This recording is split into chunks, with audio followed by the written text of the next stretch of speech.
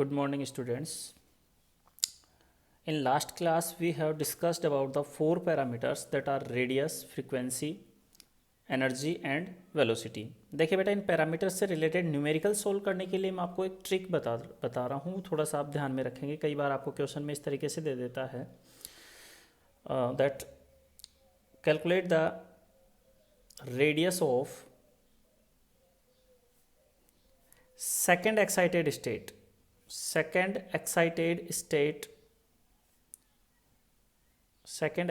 State of hydrogen atom.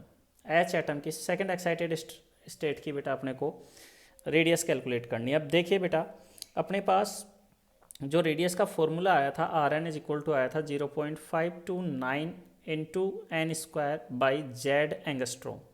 अब बेटा N की वैल्यू देखिए कितनी पुट करेंगे आप लोग। देखिए हाइड्रोजन एटम बोल रहा है तो एटॉमिक नंबर जेड की वैल्यू हो गई बेटा आपकी 1 और एन, तो एन की वैल्यू देखिए बोल रहा है आपको सेकेंड एक्साइटेड स्टेट।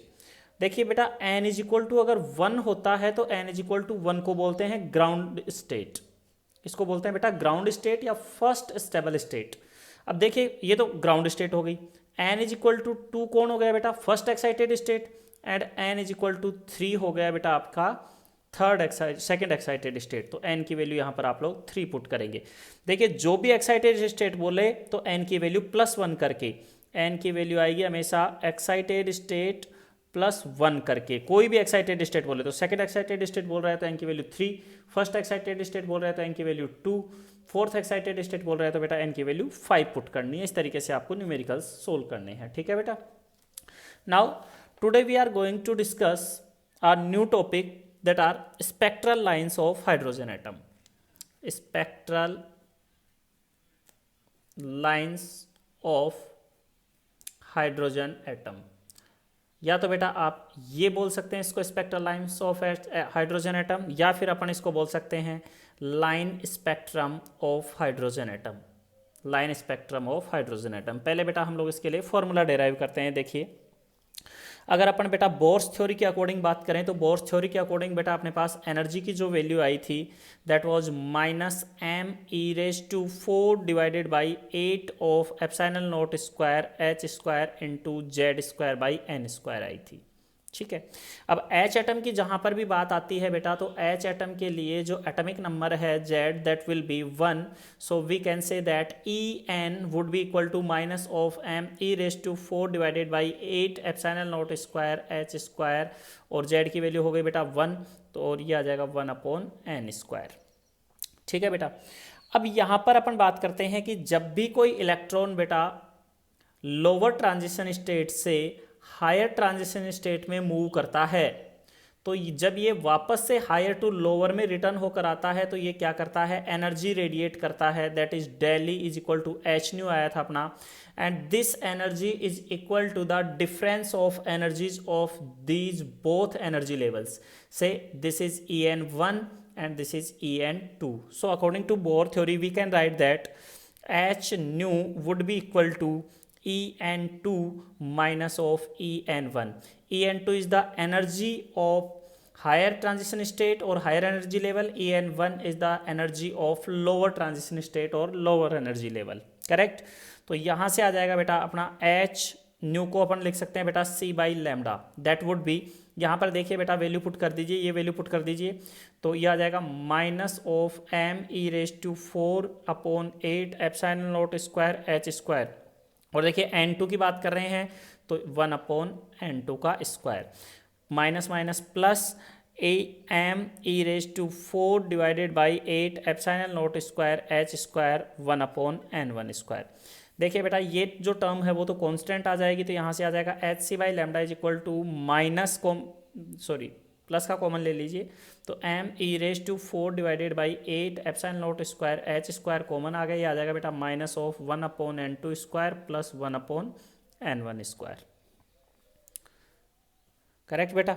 तो यहाँ से फर्दर हम लोग इसको देखिए, अपने को लैम्डा चाहिए तो ये आ जाएगा 1/λ इज इक्वल टू, ये h से कहाँ चला जाएगा बेटा डिवाइड में, तो m⁴ divided by 8 epsilon naught square h का क्यूब हो जाएगा बेटा इंटू c, और देखिए प्लस के को मैं पहले लिख देता हूँ तो ये आ जाएगा 1/n1 square minus of 1/n2 square, और ये जो बेटा रेसिप्रोकल ऑफ वेवलेंथ है उसको बोलते हैं wave number. The reciprocal of wavelength is called wave number. So it is also denoted by nu bar is equal to 1 by lambda is equal to R into 1 upon n1 square minus 1 upon n2 square. देखिए बेटा यहाँ पर ये r कौन है, where r is equal to m e raise to 4 divided by 8 epsilon naught square h cube. c को r से denote किया है और इसको बोलते हैं बेटा रिडबर्ग्स कांस्टेंट, रिडबर्ग्स कांस्टेंट। और रिडबर्ग कांस्टेंट की वैल्यू जो होती है बेटा वो फिक्स होती है। So r is equal to 1.097 into 10⁻⁷ per metre.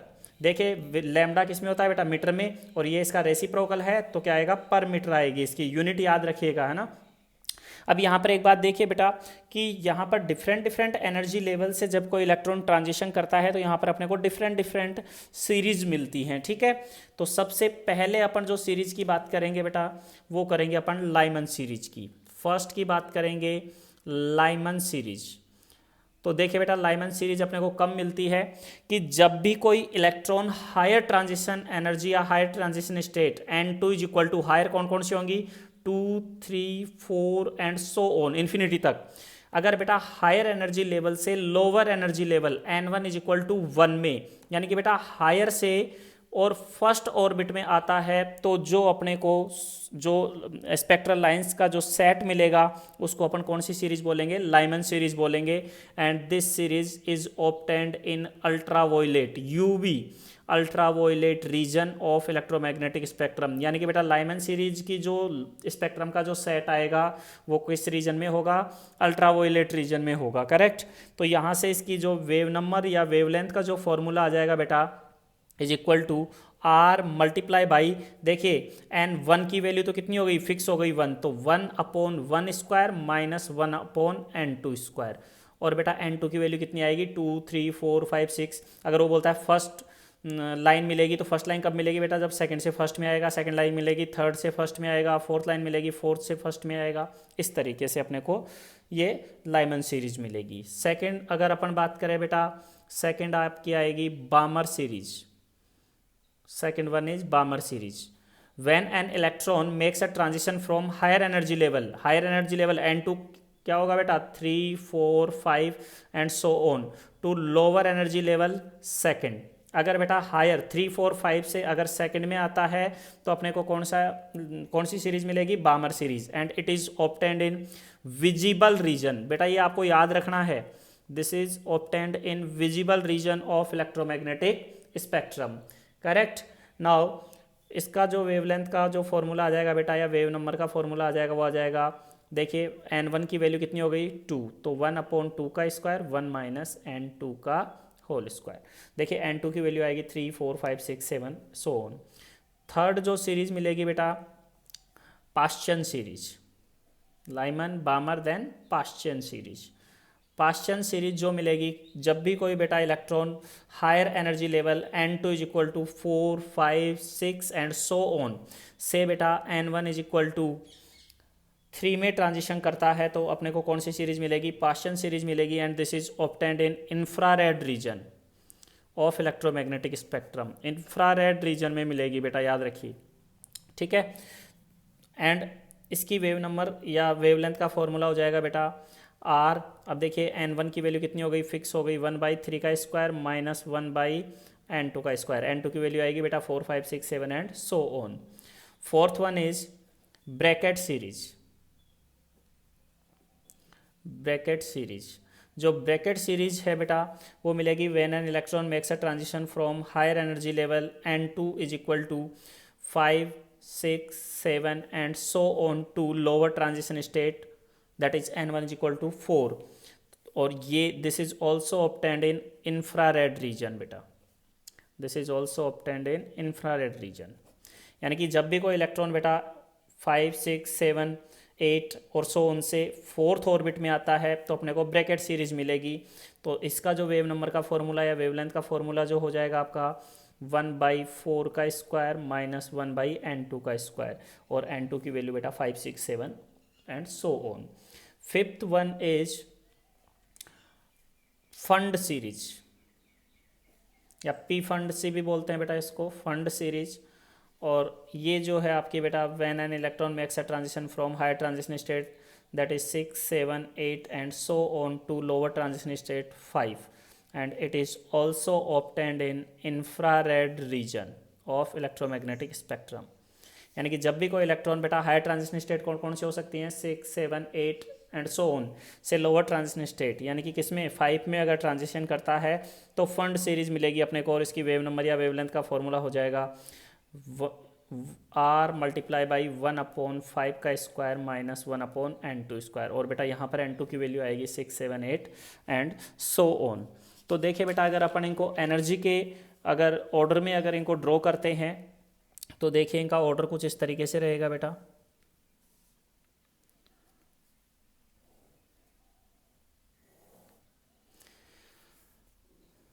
देखिए बेटा जैसे जैसे हम लोग हायर ट्रांजिशन स्टेट्स में जाते जाएंगे तो जो एनर्जी है वो डिक्रीज होती जाएगी, क्योंकि एनर्जी जो आई थी वो जो ऑर्बिट नंबर है उसके इन्वर्सली प्रोपोर्शनल आई थी। तो ये गैप जो है बेटा जैसे जैसे हम लोग ऊपर जाएंगे वैसे वैसे आपको कम करते जाना है, ठीक है।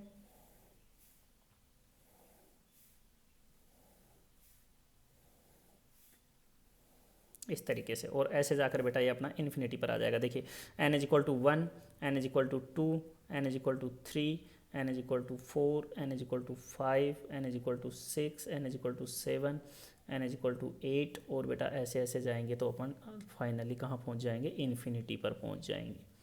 और इन्फिनिटी की एनर्जी 0 आती है, ठीक है। तो देखिए बेटा जब भी कोई इलेक्ट्रॉन हायर ट्रांजिशन स्टेट 2, 3, 4, 5 से फर्स्ट में ट्रांजिशन करता है, यानी कि जितनी भी सीरीज हैं इन सब से अगर किस में ट्रांजिशन कर रहा है, फर्स्ट में ट्रांजिशन कर रहा है इस ऑर्डर में इस तरीके से, तो ये जो सीरीज मिलेगी वो मिलेगी बेटा अपने को लाइमन सीरीज। फिर बेटा अगर 3, 4, 5, 6, 7 और इन्फिनिटी तक से इस तरीके से अगर ट्रांजिशन करते हैं किसमें, सेकंड में, तो कौन सी मिलेगी अपने को बेटा, बामर सीरीज मिलेगी, ठीक है। फिर अगर बेटा 4 से 3 में, 5 से 3 में, 6 से 3 में, 7 से 3 में, 8 से 3 में, ऐसे आप चाहो तो इन्फिनिटी से भी शो कर सकते हैं। तो ये मिल जाएगी अपने को बेटा कौन सी, पास्चर। इनको प्रॉपर बेटा इसी मैनर में आपको ड्रॉ करना है। फिर बेटा अगर हायर 5 से 4 में, 6 से 4 में, 7 से 4 में, 8 से 4 में मिलता है तो मिलेगी बेटा अपने को ब्रैकेट सीरीज, ब्रैकेट सीरीज, ठीक है। और अगर बेटा देखिए 6 से अगर 5 में, 6 से 5 में, 7 से 5 में, 8 से 5 में और ऐसे ही इन्फिनिटी से 5 में आती है तो फिर अपने को कौन सी सीरीज मिल जाएगी, फंड सीरीज मिल जाएगी। तो ये हो गया बेटा अपना line spectrum of hydrogen atom. आपको प्रॉपर इसी मैनर में इनको प्लॉट करना है, इनकी वेवलेंथ का फॉर्मूला याद रखना है और ये किस रीजन में मिलती हैं ये आपको बेटा प्रॉपर मैनर में याद रखना है, ठीक है।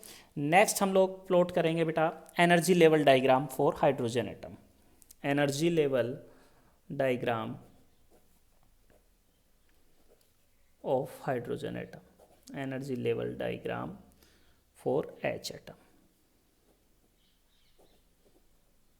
देखिए बेटा H एटम का एनर्जी लेवल डायग्राम कैसे प्लॉट करते हैं। देखिए सिंपल क्या होता है बेटा कि जो स्टेशनरी ऑर्बिट्स की जो एनर्जीज हैं बेटा उनको हॉरिजॉन्टल लाइन से उनके एक पर्टिकुलर सर्टेन ऑर्डर में अरेंज कर देते हैं, तो उस डायग्राम को बोलेंगे अपन एनर्जी लेवल डायग्राम। अगर बेटा अपन nth ऑर्बिट की बात करें तो nth ऑर्बिट की एनर्जी जो होती है En इज इक्वल टू होती है बेटा -13.6 Z² by n² electron volt.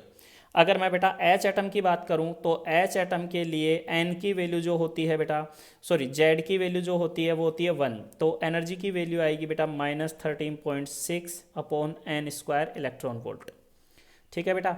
अब देखिए मैं सबसे पहले फर्स्ट ऑर्बिट की बात करता हूँ, तो फर्स्ट ऑर्बिट के लिए n की वैल्यू 1, तो E1 इज इक्वल टू कितना आएगा बेटा -13.6 डिवाइडेड बाई 1 का स्क्वायर इज इक्वल टू आएगा -13.6 electron volt, n is equal to 1 के लिए। फिर बात करता हूँ बेटा मैं n इज इक्वल टू 2 के लिए, तो n इज इक्वल टू 2 के लिए E2 इज इक्वल टू आएगा बेटा -13.6 अपॉन 2 का स्क्वायर कितना हो जाएगा बेटा 4 is equal to -3.4 electron volt. फिर बेटा बात करता हूँ n इज इक्वल टू 3 के लिए E3, is equal to -13.6 divided by 3 का स्क्वायर कितना आएगा बेटा 9, तो ये आएगा -1.51 इलेक्ट्रॉन वोल्ट।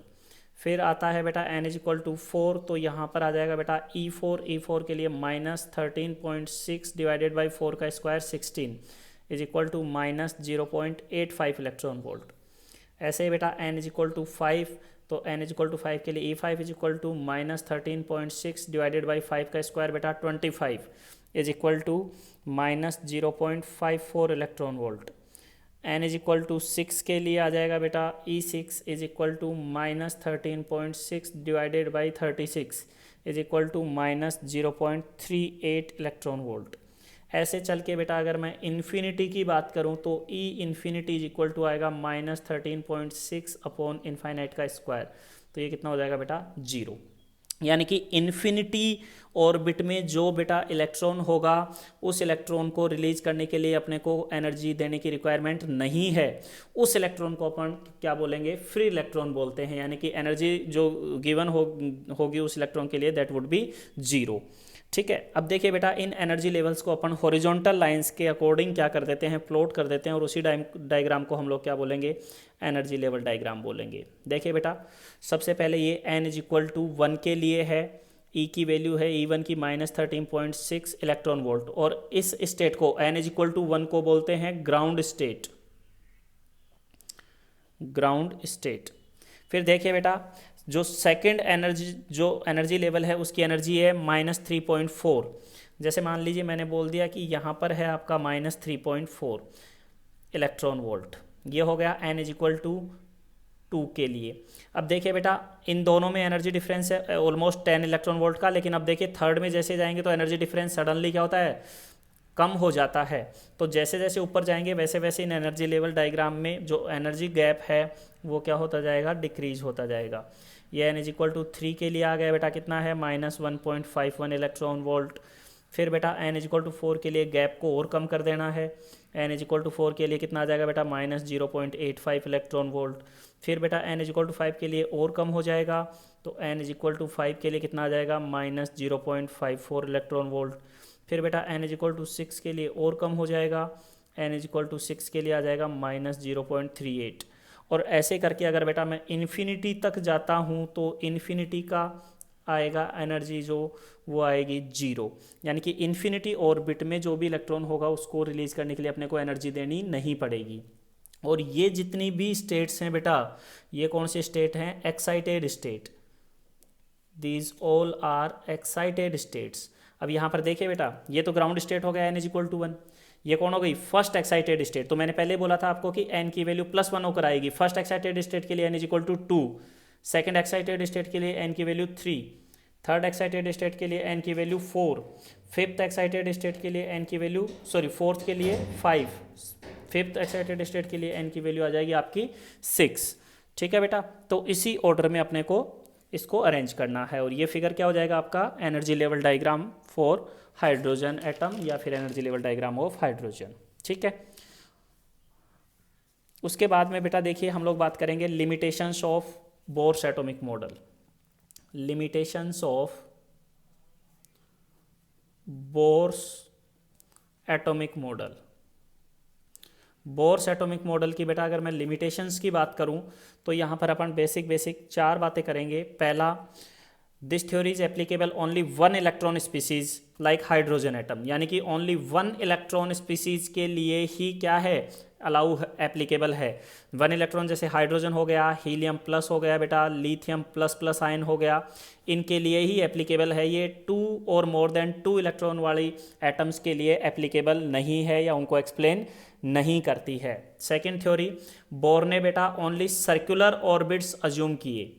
सर्कुलर ऑर्बिट्स माने इन्होंने, जबकि जो ऑर्बिट हैं वो कैसे हो सकते हैं एलिप्टिकल भी हो सकते हैं, लेकिन इन्होंने सर्कुलर ऑर्बिट क्यों अज्यूम किए इसका कोई एक्सप्लेनेशन नहीं दिया। ठीक है, थर्ड बेटा इन्होंने जो अब यहाँ पर जो स्पेक्ट्रल लाइंस आई उनकी फ्रीक्वेंसी के बारे में तो डिस्कस किया, लेकिन कोई आइडिया नहीं दिया किसके बारे में, इंटेंसिटी के बारे में। यानी कि जो स्पेक्ट्रल लाइंस की जो इंटेंसिटी थी उसके बारे में कोई आइडिया नहीं दिया बोर ने। एंड नेक्स्ट वन इज इन्होंने there is no explanation no explanation about the further splitting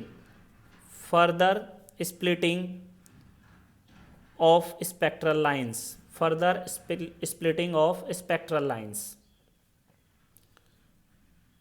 spectral lines की किसकी प्रेजेंस में बेटा? In the presence of electric field और magnetic field and magnetic field. यानी कि बेटा जो स्पेक्ट्रल लाइंस मिल रही हैं अपने को वो क्या होती हैं? इलेक्ट्रिक फील्ड और मैग्नेटिक फील्ड की प्रेजेंस में फर्दर क्या हो जाती हैं? स्प्लिट हो जाती हैं। तो उसके बारे में बोर ने कोई एक्सप्लेनेशन नहीं दिया।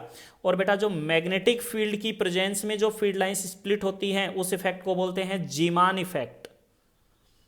तो याद रखना, ये भी कई बार पूछ लेता है व्हाट इज जीमान इफेक्ट, तो क्या बोलेंगे? The further splitting of further splitting of spectral lines in the presence of magnetic field is called Zeeman effect, and the further splitting of spectral lines in the presence of electric field is called Stark effect.